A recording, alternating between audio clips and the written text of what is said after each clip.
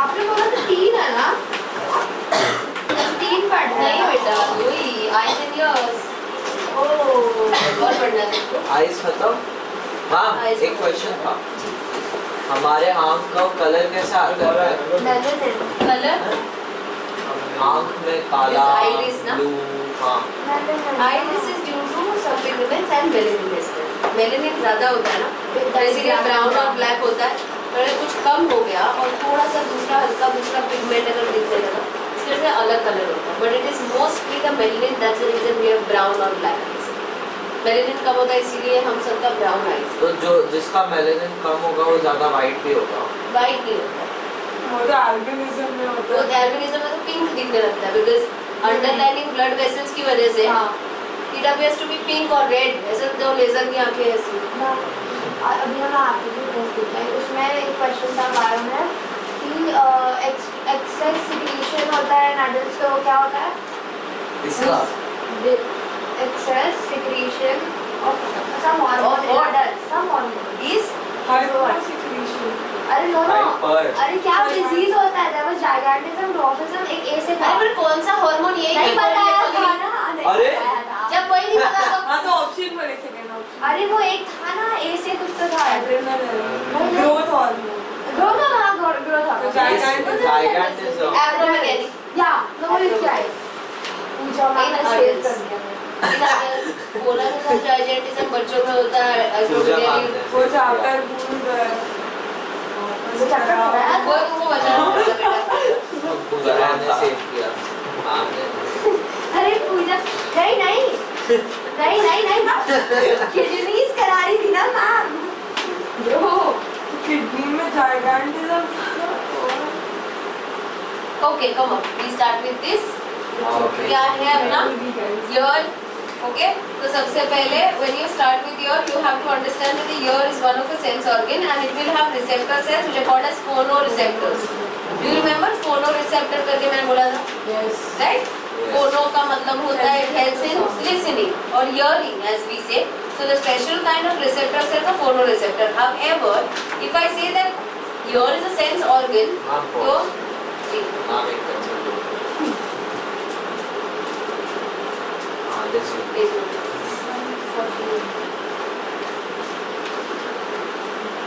So, अगर हम year का फंक्शन बोलेंगे तो अगर मैं तुमको ऐसे पूछ लिया what is the function of year? Earring, ठीक है? इयरिंग सेकेंड फंक्शन होगा बैलेंसिंग। बैलेंसिंग के बारे में बाद में पढ़ेंगे, फिलहाल तो हम ये पढ़ेंगे कि कौन से पार्ट है ईयर्स के, और next how is it helping us to ear, eat it or throw it, don't eat it. Alright, so we start with saying there are 3 parts of the ear. The 3 parts of the ear last time भी मैंने बताया था खाई में, और फिर तुम्हारा मुंह देखा तो चले गए थे तुम लोग, ऐसा कुछ था। So if I talk about ear, there are 3 parts of the ear. The ear is divided into external, middle and inner ear. Okay, inner ear. Next up, कौन से पार्ट है उस रीजन्स में? These 3 are the regions, but these 3 regions will have parts. Okay, I want you all to look onto this diagram so that you understand. We have the outer ear, middle and inner. अब खुद की मुंह मत देखो, यहाँ देखो, फिर मैं टाइम देती हूँ तो तुम देखो। Are you able to see this part? This is called as the outer ear. Outer ear में आता है ear pinna, right? उसके बाद होता है ये, this is a little hole right here. This will lead into a canal-like structure. Are you able to see? So this whole structure is called as the auditory canal या ear canal. इसी में जाता है अपना earbud. I hope you know. So this is the only region, and this region ends where there is a eardrum. Eardrum is basically a membrane, just a membrane. तो eardrum आया मतलब outer ear तुम्हारा खत्म हो गया। This eardrum is called as tympanum. Okay, so what did I just say? The outer ear consists of the ear pinna, the auditory canal, and the tympanum. Is this well understood? The parts. Okay. Next up, we go to the middle ear. Middle ear में है तुम्हारे पास ये चीज़ है। अब यहाँ देखोगे ये वाला डायग्राम है। So here you are able to see 3 little tiniest bones of the body. So the 3 tiniest bones of the body together are called as ear ossicles, और ईयर ऑसिकल्स का नाम है malice, incus and stapes. Look at this diagram everyone. Are you able to see the green color structure? That green color hammer like structure is called as the melis. Can you see the yellow color structure which looks like an anvil? Do you know what's anvil? The one with which the blacksmiths are having. तो anvil जैसा दिखने वाले bone को हम क्या बोलते हैं? incus. And are you able to see the stirrup like bone? स्टोरअप होता है वो जो मैंने बोला था ना सैडल में होता है तुम्हारा फीट रखने के लिए. So stirrup like bone is called as the stapes. तो बोन्स का नाम अगर मैंने बोलने बोला तो तुम क्या बोलोगे? मेलिस, इंकस, स्टेप्स या steppes. These three together are called as ear ossicles and ear ossicles are the tiniest bones in the body. Okay और उनको निकाल के यहाँ रखेंगे ना तो यहाँ आ जाएंगे इतने से बोन से छोटा छोटा. So they are the tiniest present ever bones in the body. Together ear ossicles. Is this easy? Okay. अच्छा. अब अगर तुम देखोगे तो can you see the base of the stapes? Are you able to see the base of the stapes? The base of the stapes is like this. Oval. इसमें pink वाला है blue? नहीं बेटा ब्लू वाला ये. हुक जैसा ना जो ऐसा है. तो अगर उसका बेस देखोगे तो ऐसा है. This is called as oval window. क्या बोलेंगे इसको? Oval window. It's just because how like वो डोर का नॉब नहीं होता ऐसा चिपका हुआ.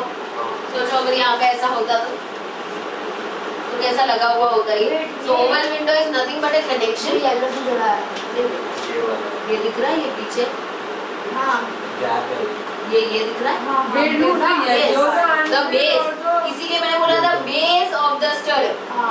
Okay the base of the steppes Radha. That base is called as the oval window. Oval window marks the ending of middle ear and the starting of inner ear. Okay, उसके नीचे तुमको एक राउंड विंडो भी दिखेगा. कैसे कुछ दिख रहा है? राउंड कैविटी जैसा. उसको बोला जाता है round window. So round window and oval window are a part of middle ear. Middle ear में इन तीन चीजों के अलावा एक और चीज है and here you'll be able to see it on this diagram again. So can you see a little of tube connection tube? यहाँ पे ये दिख रहा है. हाँ. इसका नाम है eustachian या eustachian tube. Some people call it as eustachian. Otherwise the pronunciation can also be eustachian tube. Okay? अब समझो ये बहुत important है. फिर ले eustachian या eustachian tube का function सुनो. हम आगे पढ़ेंगे पूरा paragraph but you'll have to sit there only. दर्श ये सबको उठना पड़ेगा. इसको पीछे रखो. eustachian ट्यूब का फंक्शन देखो. पहली बात तो उसका लोकेशन देखो. उसका लोकेशन आता है. so eustachian ट्यूब का लोकेशन है it connects the middle ear to the throat. Do you remember this? It connects middle ear to the throat. Middle ear का मतलब ये नहीं होता. मिडिल तो अंदर होगा ना. तो मिडिल ईयर के रीजन से थ्रोट को कनेक्ट करता है. Now what is the function? It equalizes the air pressure on either side of the tympanum. Now you have to look at the tympanum here. Are you able to see it here? Tympanum की ये side और ये side pressure को equal करता है. Tympanum ये बेटा ear drum. अच्छा. मैंने बोला था ना ear drum has another name that's called as tympanum. तो टिम्पेनम के दोनों साइड दोनों बाजू मतलब यहाँ और अंदर की साइड एयर प्रेशर को इक्वलाइज करने का काम है किसका? eustachian ट्यूब का. क्योंकि कभी कभी क्लॉग हो जाता है पता है. और that is related to this. So अगर तो यहाँ पे प्रेशर बिल्ड होगा तो ऐसे होता है कि क्लॉग हो गया कभी. चाहे कभी वही में तो शार समटाइम्स थोड़ा पानी वानी जाता है तो तभी हो जाता है. या फिर ऐसे भी हो जाता है. या when you travel at an altitude तो भी हो जाता है. अभी थ्रोट इन्फेक्शन होता है तो कान में भी दुखता है. क्योंकि अगर इन्फेक्शन बिल्डअप हो गया या पस बिल्डअप हो गया तो उसकी वजह से प्रेशर नॉर्मल नहीं रहेगा. So in airplanes also they give you gums. तो जब तुम when you continuously chew it तो तुमको इससे ना ईयर क्लॉग खुलता है तुम्हारा. मजा होता है. मजा आता है मेरे को. समझ आया तुमको ही हो रहा है. so basically so it is related with this particular thing to normalize and equalize the air pressure here. eustachian tube. कुछ नहीं. अगर प्रेशर एक जगह पे ज्यादा हो गया एक जगह पे कम हो गया ना तो तुम्हारे इयरिंग में प्रॉब्लम हो जाएगा. वो वाइब्रेशन यहाँ रीच ही नहीं करेगा. रीच करेगा भी तो वो आगे तक इम्पल्स ट्रैवल नहीं होगा. इसीलिए क्लॉग होगा यार तो तुमको उधर से नहीं सुनाई देता ना. है ना, पर जैसे ही वो खुलता है तो ऐसे लगता है कि हाँ अभी सब सुनाई दे रहा है आसपास। So when you chew here तो एयर प्रेशर बिल्ड होता है यहाँ पे और वो स्टेशन ट्यूब से ट्रैवल होकर इक्वलाइज करता है। Okay, next up we go on to the inner ear and read this later on. We just go to the inner ear and see what all things are there. So inner ear is present here in this region wherein you see here there's a snail like structure. Can you see the spiral snail like structure? इस region को बोलेंगे cochlea and this particular region wherein and this region is called as, can you see this loop like structure, blue color, 3 loop like structures, those are called as semicircular canal. Okay, so if you see semicircular canal ऐसा है, they are at right angle to each other. It's okay, let it be. So एक अगर ऐसा है semicircular canal, एक ऐसा होगा और एक ऐसा होगा. They are somewhat at right angle to each other. Okay, अगर semicircular canal तुमको पता चल गया और तुमको वो cochlea अगर region पता चल गया, so if it's like this 1, 2 and 3 ऐसा, ठीक है, then you have a little stem over here and then you have this region ऐसा. Okay, so this is the cochlea, this is a semicircular canal. But ये जब end होता है तो ऐसे है ना, एक थोड़ा सा swollen structure बनाता है, इसका stem ऐसा swollen है थोड़ा सा. This is called as ampulla. Are you able to find it in the diagram given? ऊपर वाले diagram में देखो, black and white diagram. ऊपर black and white दिया ना column में diagram जो, या कहाँ भी दिया है तुमको पता नहीं, middle में दिया है. Ampulla. So ampulla is a little swollen base-like structure. Semicircular canal का base जो है वो थोड़ा सा swollen है, उसको ampulla बोला जाता है. Now can we concentrate on this region? Can you see a broad stem-like region between these two?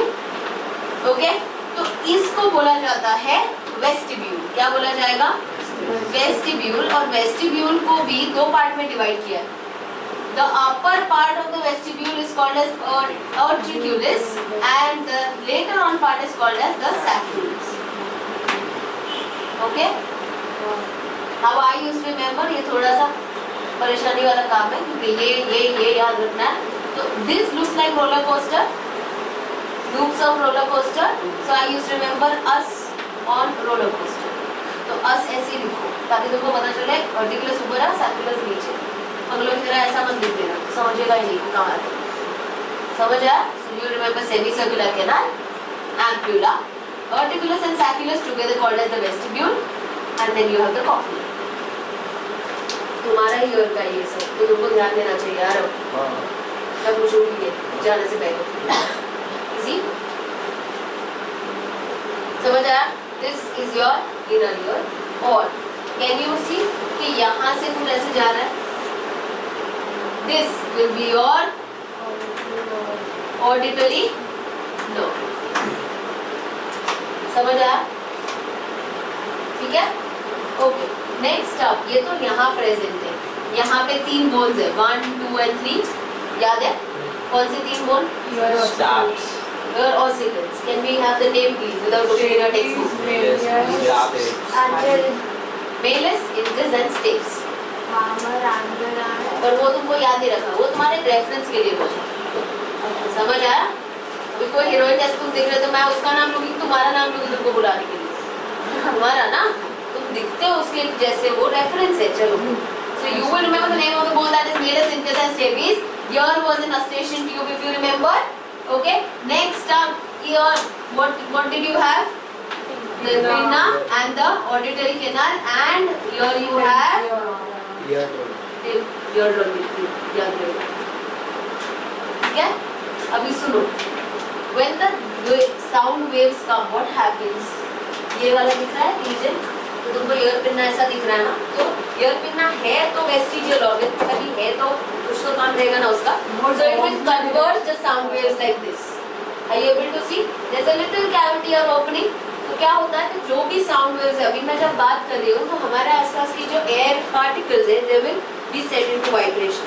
So right now, the moment I'm saying a word, these words that are coming out of my mind will set the air around me into vibration, and the same air particles with the vibration will start traveling here